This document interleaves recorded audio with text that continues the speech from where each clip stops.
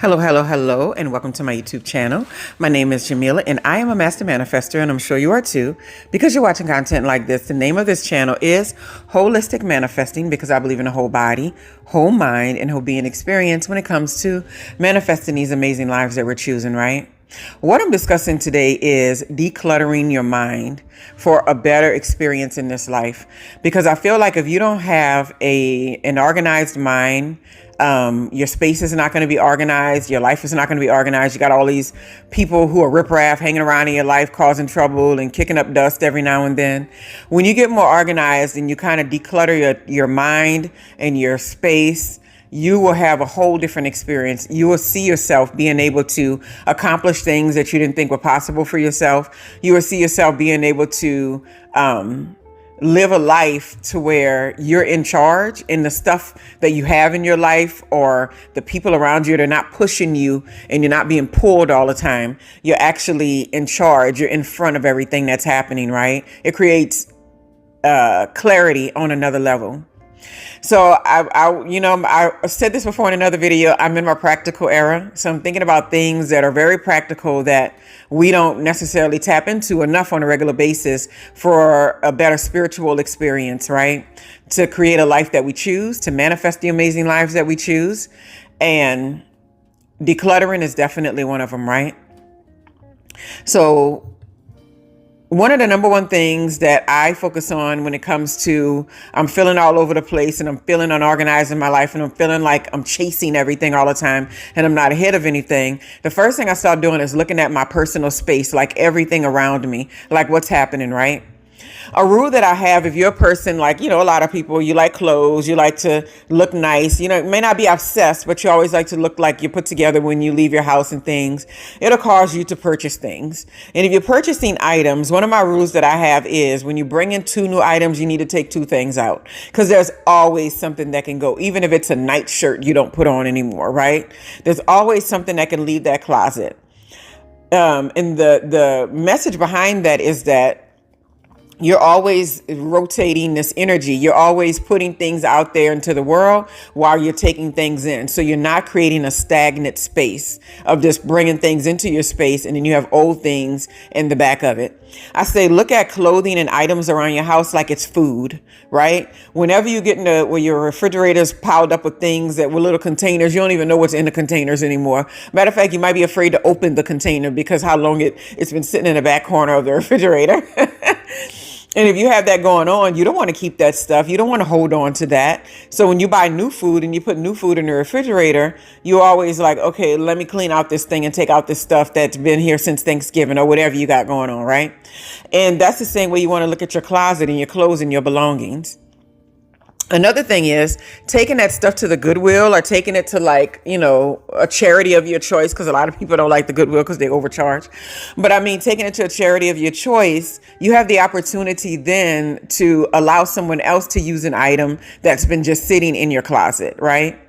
And think about it. If you've had it for a very long time and you've not worn it or you've not utilized this object, you're pretty much hoarding it. It's pretty much hoarding it where someone else could be getting use for it and you're kind of just holding on to it. And I'm not saying it's something you have to do, but it's a good way to look at it. Like say you have a blender and you have 2 blenders, right? Someone gave you one for a gift. Right now I have 2 teapots. I got to decide. Actually, I have 3 teapots. And I've been thinking about this long and hard. Like, which ones am I going to donate? Because literally, I'm not using the teapot because I'm only using one. You can only use one teapot at a time, right? And while I said I might keep one as backup because those are the newer ones, I have a beautiful little red one that I need to find somebody who's interested in a teapot. And so right now it's just sitting in my pantry, 2 of them, and they're just not being used at all. And I think items in especially items like that, they're made to be used, and you want to be able to hand them over to people who are going to, put some hot water in that thing and make some tea because it carries energy. So send your positive energy off with that teapot to somebody else, right? You do get in the mindset of hoarding when you start holding on to things like that.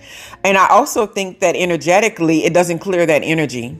Now, I'm not a hardcore believer of this, but if I had a connection with someone, whether it be a friendship, a relationship, or a job, whatever it was, and say it was a negative experience and it was a negative parting, right? I'm a firm believer that items connected to that people, place, or that thing need to be gotten rid of. Now, there are some things that I've kept around because I thought they were so cute and nice. And so I did a little prayer over them, and I was like, we're going to renew your energy and I'm going to claim you for mine, right?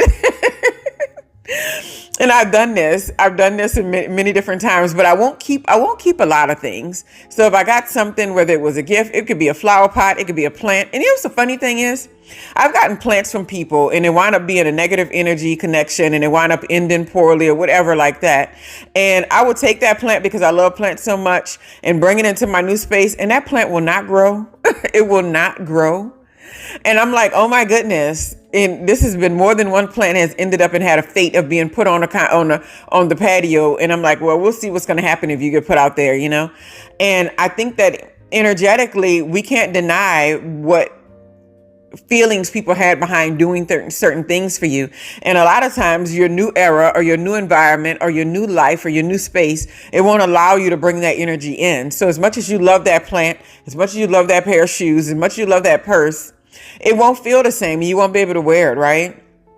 I had a friend a while ago, come out of a bag on me and like completely switch the script and everything, like everything people talk about in a long-term friendship. And I'm like, what happened? And what happened was there was a beautiful item that I was given to by her. And I tried to wear it after that and I just couldn't. It just didn't feel right. It didn't feel good to put it on with my different outfits. And I'm like, okay, girl, you can just go purchase yourself something similar, even though it was beautiful, and just go ahead and donate it to somebody else, right? I've done this with a engagement ring, promise ring. I'll be honest with you. I gave one to a homeless lady and I did it because I was holding on to it, but there was absolutely nothing that I wanted to do with it. I didn't want to go to a pawn shop because that's just not my style. There was nobody I wanted to hand it over to because, well, it was a specific kind of ring. And so then it's just sitting in my jewelry box, cluttering with that energy from that previous life. So I had it in my car for a minute because I was like, what do I do with this? And I see this lady all the time who lives, she lives on the side of the road. I don't know. I guess she does live there. And she's always reading books. She never asks for money. She just sits on that chair and she reads books and she paints art. But, she's out there because, she sleeps there.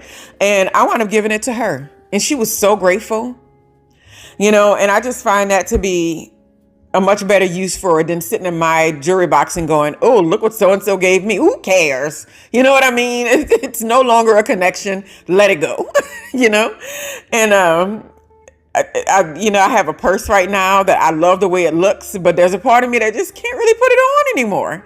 And I think there's nothing wrong with that because that stuff clutters your space and it clutters. And if your space is cluttered, then your mind is cluttered.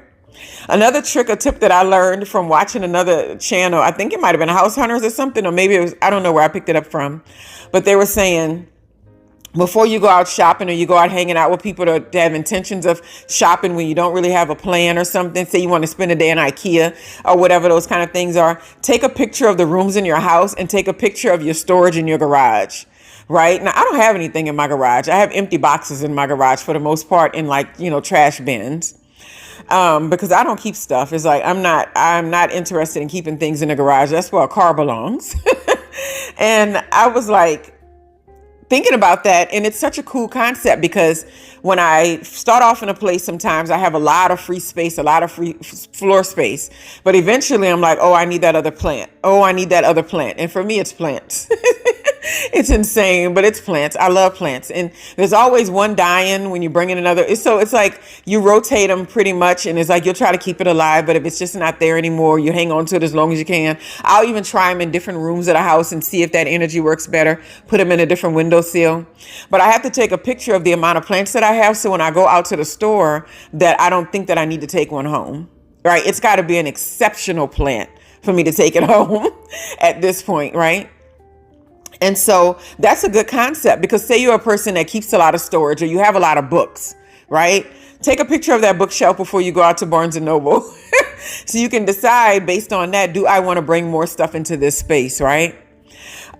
Take a picture of your closet before you go shopping. That's a what do they call it? An eye opener. That's sobering to do that. My daughter went in my closet the other day and she was like, you have so much stuff. And I'm like, no, I don't. There's not even half of it's not even full. But when I went in there and I'm like, it is a lot more than what it was when we moved in. I was like, I got to get in there. But what she doesn't understand is a lot of it comes from this job that I was doing at one time. And I was wearing blazers every day because that's, the dress, or it was supposed to be what I was mostly doing. A lot of people weren't dressing that nice. And I'm like, I never want to put on them blazers every day again. But at the same time, I like those blazers.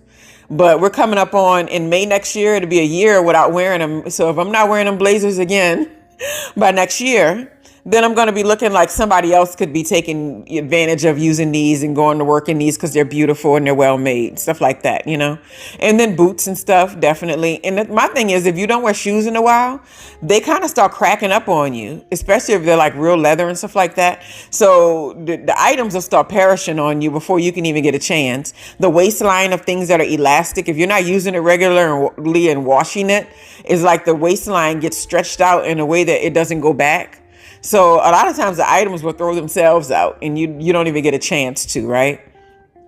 And just think about ways in which that you can declutter your space, because when your space is not cluttered, your mind can operate. Like you can look around and feel like you can breathe. You can feel peaceful, And this is for the same with outside space. I don't keep stuff outside lingering around the house. I don't keep stuff in the front.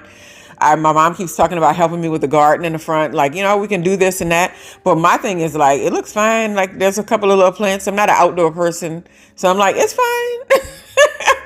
I don't want to start, putting items out there, chairs and little pots, flower pots and things like that. I have a welcome mat and I think that's more than enough. Because, I love that sometimes open space is good. Taking things off your walls, too much stuff on the walls can make you feel cluttered too. Like, you love your family. They're beautiful, but get an electronic picture frame so you can see 1,000 pictures rotating in that picture frame. Actually, I need to get another one of those. And instead of having like the same picture stagnant on the wall for a very long time, that way you can have them rotating. When you walk by, you go, oh, that's so nice. Because I had that for years. And the one I had, died. I think somebody did something to it, but we're not going to talk about that. But the one I had died. And I've always been wanting to replace it, and I haven't done that yet. But having that as your photo rotator, as opposed to having a whole bunch of pictures all over the wall of all your family and stuff. And I'm not trying to tell anybody how to live, but I'm saying if you're struggling in places of trying to find more organization and declutter in your mind and your space, this is an area that's useful to me too. And just have those pictures rotating, and that way you get more pictures with taking up way less space. And another one too is pantries. So, people always say pantries are for food, and it is for food, right? But if you have enough space to have a pantry, sometimes what I'll do is put like backup items in there, and I'll put all of the like house and toiletry backup items in one spot. And the reason why I do this is because I want to know what's everywhere at all times. And I don't want to think I need to go buy another pack of tissue or another pack of, whatever, because it's on sale and it's bulk. Because the max you're saving in those instances, like $20 or whatever this and that, it's not worth the mental clutter of having an extra giant box of tissue sitting in your pantry that you're not going to use, or sitting in the garage that you're not going to use for months at a time. And like I do subscriptions. So if you have like Amazon or whatever like that, they'll bring that stuff to your house every 3 to 4 months, and you won't even have to think about it. And it stops your space from being cluttered. And then you already have new detergent on the way. You have new dishwashing tablets on the way. You have new paper towels on the way, new tissue. And then you're not running to the store for that stuff because you're going to keep buying the same thing over and over and over again. So putting it on a subscription, and they give you a little discount when you put it on a subscription and have it automatically come out of your account. So anyway, these are some ways that I always think about how to declutter spaces. And the very last thing I'll share is compartments. That's something that's huge. Like, little ottomans or space savers and stuff. I use those a lot in different areas of the house so I can hide blankets and pillows and all this. And I know a lot of ladies know this already, but it's a game changer, because even right now I have a kitchen with cabinets top and bottom. I don't have stuff in like half of the cabinets, and I have no desire to fill them up at all. And right now there's like empty boxes in one of them because I'm like, well, we might need those boxes, which they need to go too. But just because you have the empty space there, it doesn't mean that it needs to be filled.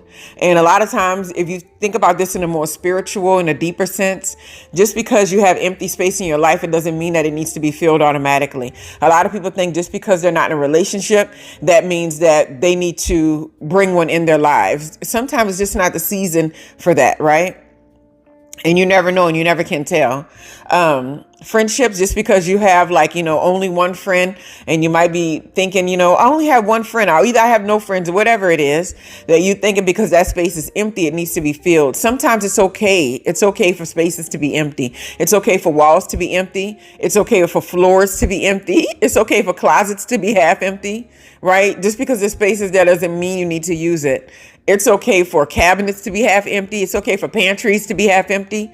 That's one of my favorite things, when I can see that there's more room to put things and I don't have anything to put there. And it doesn't make me feel like I need to go shopping and bringing things in the house. It makes me feel like everything is exactly where it should be. And then I'm still looking like, what can I get rid of? So anyway, I hope that helps, and I hope that it's a good practical approach to having a better spiritual experience. And it's even hard to meditate and be at peace when you're cluttered. You got clothes all over your bed. You got clothes all over chairs. You got a treadmill in your bedroom, and then nobody's using it, but there's clothes all over the treadmill. And even if you are using it, think about downsizing, because I got that walking pad. Let me tell you, I was running on it yesterday at 3.5 miles per hour. And you can slide it under your bed. I keep it out because it's not in the way of anything, but you can slide it and put it away. Think about ways that you can downsize and declutter, because sometimes we just hold on to stuff because we come from backgrounds of scarcity mindsets. We come from backgrounds where material items were harder to come by. So the minute we're able to do it, we go buy this, we get that, we get this, we get that. But you're not in that space anymore. So you don't have to work so hard to be surrounded by material things all the time. Sometimes it's just enough to have a couch in the living room, and that's it. That's good, right? I mean, it was years before I had a coffee table. I have a coffee table now, which this camera's sitting on, but I never had a coffee table in my living room, my living space. My daughter's boyfriend came over and he went, "A coffee table?" It's not that I couldn't afford one or anything like that. It just wasn't something that I felt like the empty floor on the space on the floor made me feel more whole. I could do yoga in that space. I could move around, I could walk through. If I wanted to sit on the floor and have my lunch while I watched TV, I was more comfortable with that. So nonetheless, just because the space is empty doesn't mean you need to fill it. And think about ways to downsize, and think about how that's going to positively impact your personal experience. It's going to positively impact your environment. It's going to make you feel like you can breathe, and it's going to make you feel like you're one step closer to creating the amazing life that you're trying to live at all times, right? Anyway, I hope that was helpful for a lot of people, and I hope y'all have a wonderful, wonderful, wonderful day.